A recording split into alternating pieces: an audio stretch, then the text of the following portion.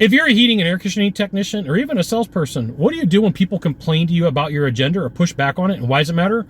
This is a fantastic question. I'm Scott Bell, coming to you live for HVAC Technician Sales Secrets on a perfect day to talk about sales and business and a fantastic day to talk about you. All right, so there's going to be a point where you meet with Mr. Smith, Mrs. Smith, Mr. Jones, and you roll out what your agenda is going to be. And sometimes your client leaves clues, and sometimes they're very vague, and sometimes you're like, oh, that's definite. And so you meet with somebody and you say, okay, well, here's my agenda. Here's what we're going to do is we are going to have a little bit of a conversation. I'm going to ask some questions. I'm going to need some answers from you. We're going to take a look at what you're doing, and then I'm going to ask you for your business. And then you're going to have people go, time out. This is a huge clue for how is the person you're dealing with, okay? So doesn't mean you get mad, doesn't mean you get angry, doesn't mean you get upset. What you do is you go, okay, this person is telling me some stuff and I need to figure out what it means. One, do they already have bids and they're not happy and they just want a price?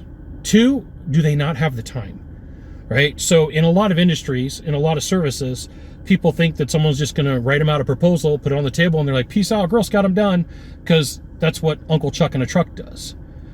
So they may be conditioned to meet with somebody else. And so instead of getting mad, instead of getting angry, just slow things down for a bit and figure out what's going on. Slow things down for a bit and figure out how you're going to work with this person, right? You may have people go, listen, I don't have 60 to 90 minutes. I've got 30 minutes and I want you to email me a proposal. Well, you've got a decision to make. Do you do that or not, right? Like for me, if I meet with somebody and go, hey, we're going to have a conversation and we're gonna meet and I'm gonna do a discovery, I don't just email over a proposal. That's crazy. That's insane. Right? If that's what you think of my time, let's just end the conversation right now and not ever do business. Like this is something that I take seriously. So I gotta judge and gauge where you at. Like how serious are you taking this on a scale of 1 to 10? I'm gonna flip it back on them.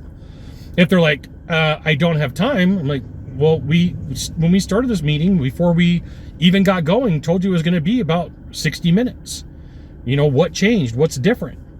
Like, slow things down. Like in movies, in TV, they make it seem like it's 1 or 2 sentences. In all realities, it's probably 2 or 3 minutes of you going back and forth and having a conversation, because at the end of the day, what this is a concern, aka objection. Now, here's the thing. If you want to be better at sales, you want to be good at what you do, you should absolutely join my email publication. You should go to this URL, type it into a browser, drop in your name, your email address, maybe your phone number. I'll give you the goods. Not in the Facebook group, not in the YouTube channel, which means private coaching, private training, discounted coaching, discounted training. It's an email publication. And occasionally, I try to sell you stuff, right? There's my agenda. So work through what the concern is. Like it may be that they're trying to exert dominance on you and they're like, not today, sales dude. I don't do that. You're going to do things my way. Well, you got some decisions to make. You're jockeying for position at that point. You're after who has the most amount of authority. You're after who has the most amount of power. And it could just be a power play. Just give me a number. Right? Just I don't need all that. Like, well, there's a reason why I have an agenda, because that's how I work. And there's going to be times where you're like, I'm going to be adamant about this, and there's times that you're going to be flexible and bend. Like, I can't tell you every permutation of how to do this. I will share with you that I have 2 presentations. I've got the extended version, which is every bit and piece, all 9 steps, and I've got the executive summary. The executive summary happened about 3% of the time. 3% of the time I would meet with somebody, they're super high level executive, they're used to making decisions, they make $1 million decisions. Like to them, it's like, I just need a book, title, chapter, summary, conclusion, we're good to go.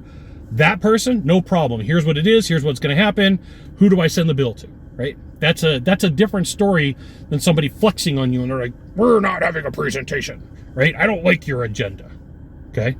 It's a test for you.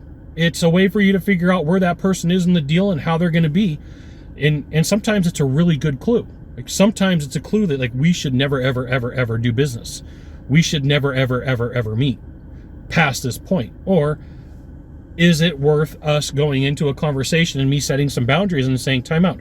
There's a reason why I work this way. Here's 3 really good reasons. Reason 1, reason 2, reason 3, and here's what you need to know, okay? So if somebody gives you pushback on an agenda, it could be a very good thing for you, or it could be a sign from the business gods where you're like, we shouldn't do business. You got 1 of 3 things to do from here, just 1 of 3. Find the subscribe button, click on it, and every time I send out a video, you'll get an update. 2, hit follow. 3, you know what you got to do. Share this video with a friend. We'll see you soon. Thanks for watching.